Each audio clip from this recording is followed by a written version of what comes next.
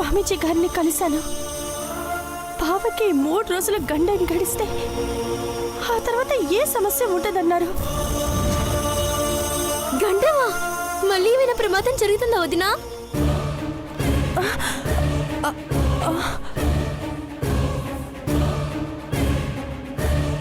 నిన్నే అంజలి, చెప్పు ఏమన్నారు?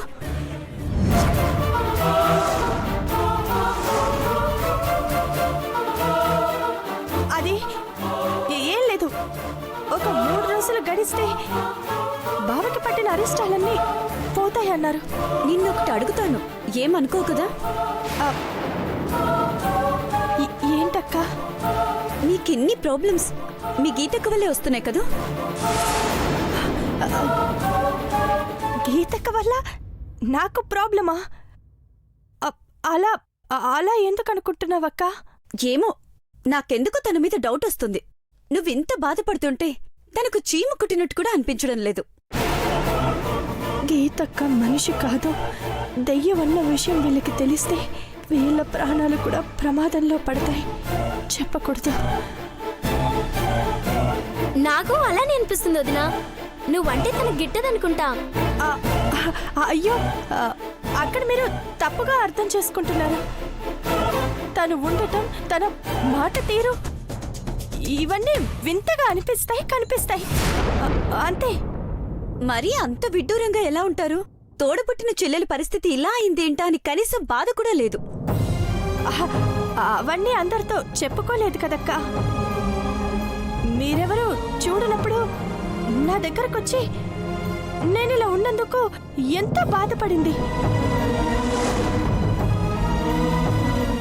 నేను కూడా నీ దగ్గరే చెట్టు కింద పుట్ట కింద ఉంటానంటోంది.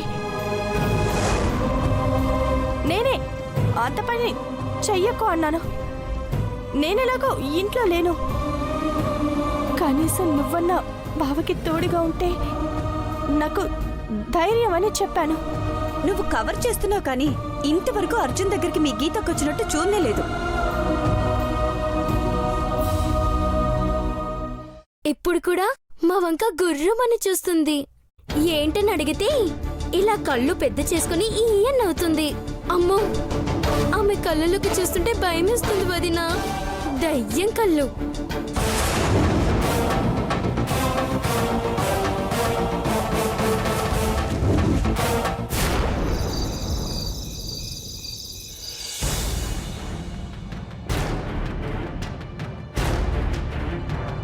అంజలి మాత్రం ఇంకో గంటలో ఇంట్లో ఉండాలి. నేను చూడాలి, తనతో మాట్లాడాలి.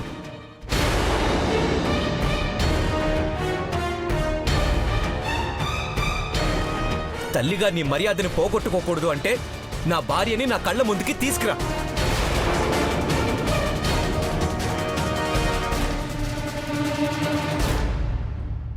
నీకు గంట మాత్రమే టైం ఉంది, అంతే.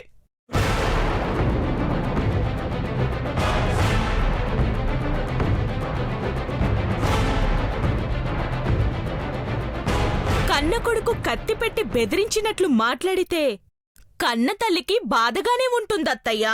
మామూలేని అనుకోవడానికి లేదే. అంజలి నా వల్ల ఎక్కడికో వెళ్ళిందని అర్జున్ నా మీద మండిపడుతున్నాడు. ఇంటి గడప దాటి వచ్చుంటే అంజలి కనిపించేది. అప్పుడు అంజలిని హక్కును చేర్చుకునేవాడు. కానీ నీకు గంట మాత్రమే టైం ఇచ్చాడు. గంట అయిన తర్వాత బయటికి రాడా, అంజలిని తీసుకుపోడా? అంజలిని తీసుకెళ్లి అప్పు చెప్పేస్తే మర్యాదగా ఉంటుందేమని అనిపిస్తుంది. అంటే నువ్వందరి ముందు ఓడిపోయినట్టే కదత్తయ్యా. సిగ్గుతో తల దించుకోవాల్సి వస్తుంది. ఆలోచించత్తయ్యా. నేను అంజలిని ఇంట్లోకి రానియకపోతే వాడేం చేసుకుంటాడని భయంగా ఉంది.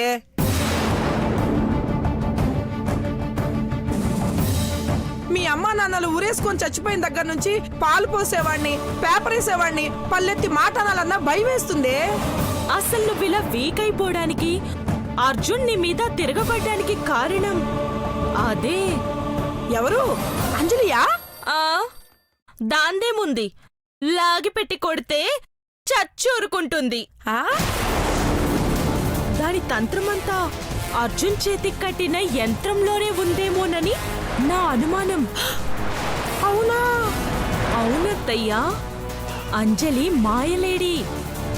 చూడ్డానికి అమాయకంగా ఉంటుంది కానీ అర్జున్ని వశపరుచుకోవడానికి, నీ మీద తిరగబడేలా చేయడానికి ఆ తాయెత్తు కట్టిందనుకుంటున్నాను. ఆ తాయెత్తులో అంత పవర్ ఉందా? అసలేమనుకుంటున్నావు నువ్వు?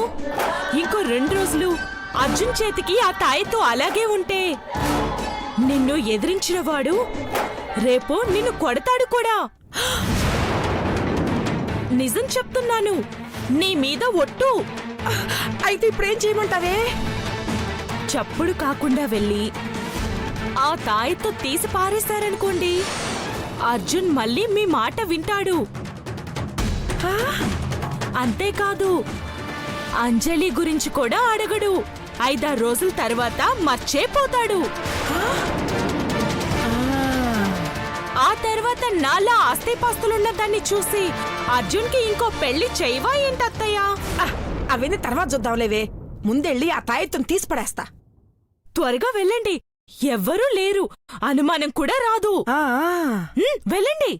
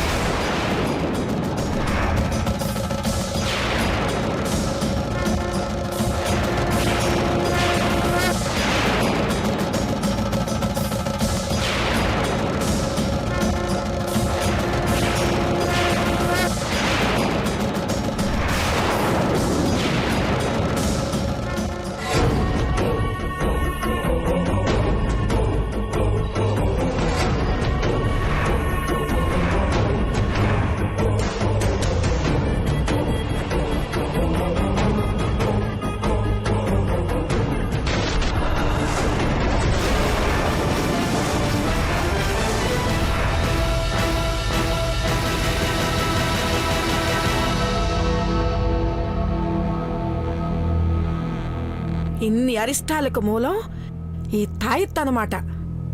ఇది తెలియక వీడికి భయపడిపోయాను. ఇక నోరు మూసుకొని పడుంటాడు.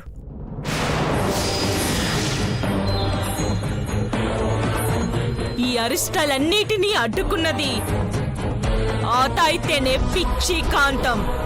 అది తెలియక నేను చెప్పగానే ఆ తాయితని తీసేశావు. ఇక నీ కొడుకును శాశ్వతంగా పడుకోబెడతాను.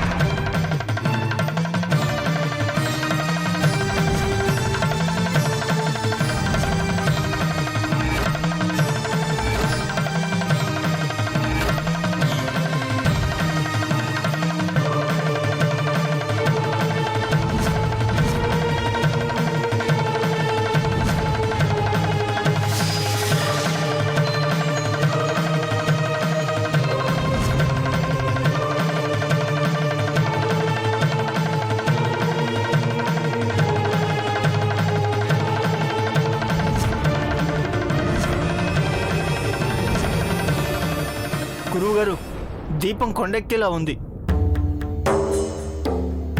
మిమ్మల్ని నమ్ముకున్న అంజలి ఆశలు ఆవిరైపోయినట్టేనా స్వామి? వెలుగుతున్న ఈ జ్యోతి కన్నా భర్తను కాపాడుకోవాలి అన్న అంజలి ఆశయ జ్వాలే గొప్పది. పంచభూతాలు ఆ జ్యోతిలోనే నిక్షిప్తమై ఉన్నాయి. అవే పరీక్షిస్తున్నాయి. అఖండ దీపం కూడా ఆరిపోయిందంటే అర్జున్ ఆయుష్ తీరిపోయినట్టే కదా గురువుగారు? అర్జున్ రాతను ఈ దీపం వెలుగులో చదవగలిగేది ధర్మపత్ని అయిన అంజలి ఒక్కతే. ఒంటరి పోరాటం చేస్తున్న అబలకి మనం చేయూతనివ్వాలంటే ఈ జ్యోతి వెలుగుతూ అర్జున్ ఆయుష్ పరంజ్యోతిలో కలవనీయకని ఆ పరమేశ్వరుణ్ణి ప్రార్థించటమే. తక్షణ కర్తవ్యం ఏంటి గురువుగారు? భూతనాథుడైన ఆ లయకారుణ్ణి వేడుకోవటమే. అకుంఠిత పట్టుదలతో యమధర్ముణ్ణి రాకుండా అడ్డుకునే అంజలికి ఊతంగా మన వేదమంత్రాలు పఠించాలి. ఏర్పాట్లు చేయండి. అలాగే గురువుగారు.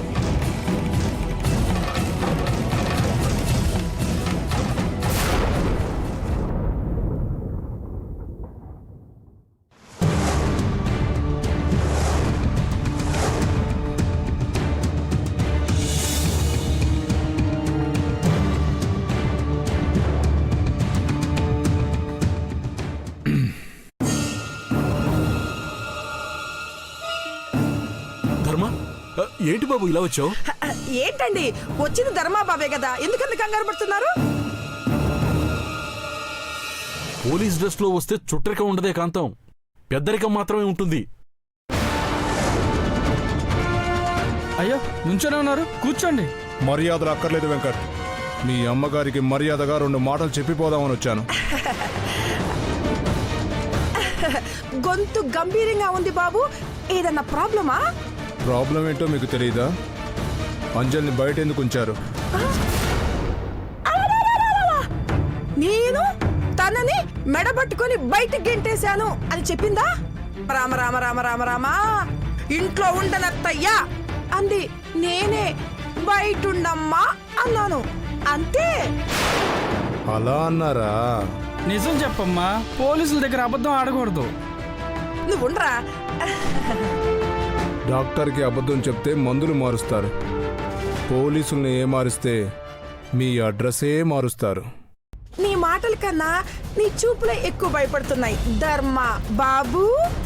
వెటకారాలు ఎక్కువైతే ఇంటి మహాలక్ష్మిలా చూసుకోవాల్సిన కోడల్ని హింసిస్తున్నారని మీ మీద డొమెస్టిక్ వైలెన్స్ కేసు పెడతాను. అంటే గృహహింస నిరోధక చట్టం. కాంతం, నువ్వు ఎప్పుడు జైలు ఎలా ఉంటుంది జైలు ఎలా ఉంటుందని ముచ్చట పడుతూ ఉండేదానివి కదా. ధర్మదయ వల్ల నీకు ఆ కోరిక కూడా తీరుతుంది. మీరు ఊరుకోండి.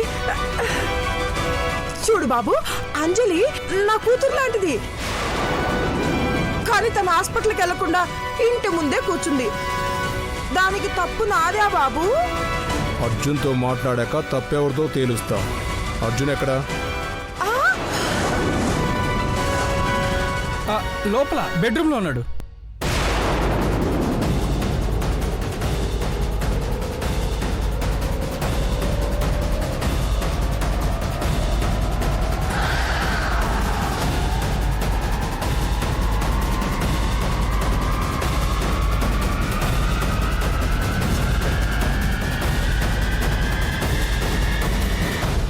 నాన్న. ఏంటి వెంకట్? అమ్మకు నువ్వేనా అర్థమయ్యేలా చెప్పచ్చుగా. అంజలి లేకపోతే అర్జున్ పిచ్చోడా ఎలా ఉన్నాడు?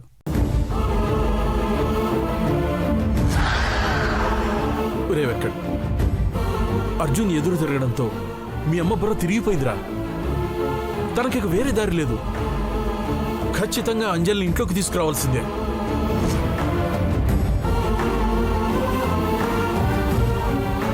అమ్మ మనసు మార్చుకుంటుందంటారా? ఖచ్చితంగా మార్చుకుంటుందిరా. అర్జున్ లేచాడంటే అంజలిని తీసుకొచ్చారా లేదా అని అడుగుతాడు కదా. చూద్దాం, ఏం చేస్తుందో చూద్దాం.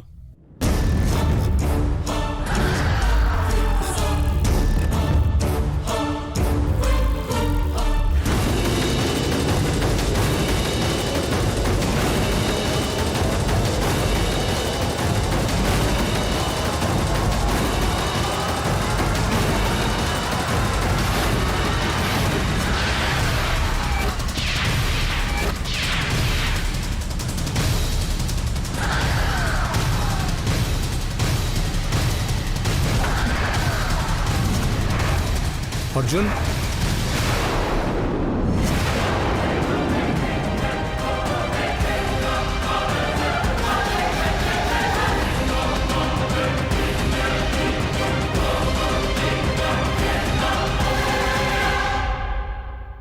బాబాయ్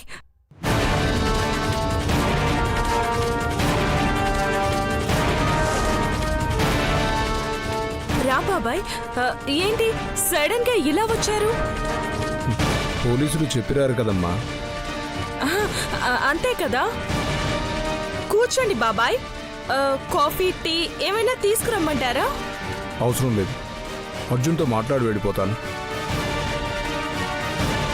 అర్జున్ పడుకుని ఉన్నాడు కదా బాబాయ్, మీరు కొంతసేపు ఆగి రావాల్సింది. పర్లేదమ్మా, తను లేచే వరకు వెయిట్ చేస్తాను. వెళ్ళి నీ పని చూసుకో.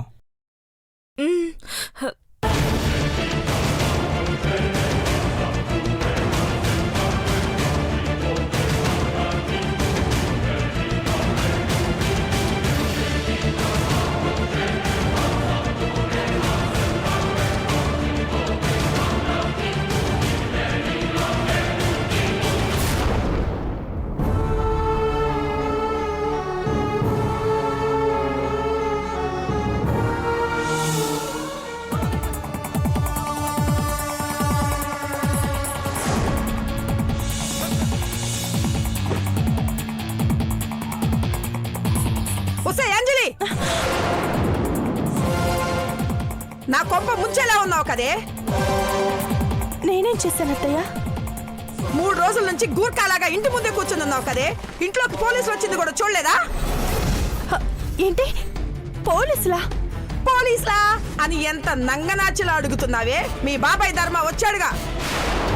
ఏంటి బాబాయ్ వచ్చాడా? ఊరికే రాలేదే, బొడ్లో తుపాకీ పెట్టుకుని కూడా వచ్చాడు. ఇంట్లో ఏదైనా జరగాలి, అప్పుడు చెప్తా నీ పని. బావని చూడ్డానికి బాబాయ్ వచ్చుంటాడు, ఇందులో తప్పే ఉందత్తయ్య. తప్ప అని రివర్స్ లో అడుగుతున్నావేంటే? ఆ మాటకొస్తే నా కొడుకు ప్రాణాలు కాపాడే ముసుగులో గత 1 నెల రోజులుగా నువ్వు చేస్తున్న పూజలన్నీ తప్పే. ఆ పూజ చూసిన వాళ్ళంతా ఇంట్లో దెయ్యం ఉందనుకుంటున్నారు. దెయ్యం ఉంది, అది నేనే అంటావు అంతేగా? ఇంకా చాలు, ఇంకా చాలు. అదే అదవే అదే.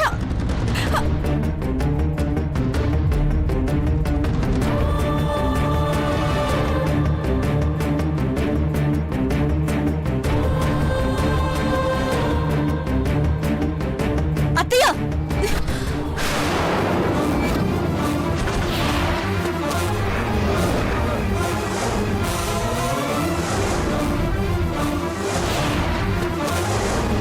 ఎంత ధైర్యమే నీకు? నా చెయ్య పట్టుకుంటావా? ఏంటి మీరు చేస్తున్న పని? అంజలి ఇంట్లో ఉండకూడదన్నారు, అది మీ ఇష్టం. కానీ ఇది రోడ్డు, ఇక్కడ ఉండకూడదనే హక్కు మీకు లేదు. ఓహో, నీకింత ధైర్యం వచ్చిందా? దీంతో పాటు నిన్ను కూడా ఇంట్లోంచి ఎల్లగొట్టడం నాకు క్షణంలో పనే. నా కోడళ్ళిద్దరు నన్ను రాచి రంపాన పెడుతున్నారని రోడ్డెక్కి గుండెలు బాదుకొని గోల పెడతా. అప్పుడేం చేస్తారే? నువ్వంతా కూడా దిగజాడుతావు. ఏమన్నావే? నిన్ను అమ్మా!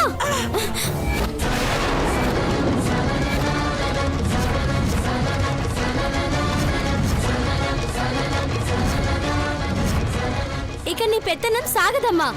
మంచిగా ఉంటే ఉండు, లేకపోతే లోపలికెళ్ళి తలుపేసుకొని గదిలో ఉండు. మీ ముగ్గురు కలిసి నా మీద దాడి చేస్తారే? చెప్తా, ఒక్కొక్కల సంగతి చెప్తా. నీ సంగతి చెప్తా, చెప్తా చెప్తా. నీ ఇష్టం వచ్చింది చేసుకోపో.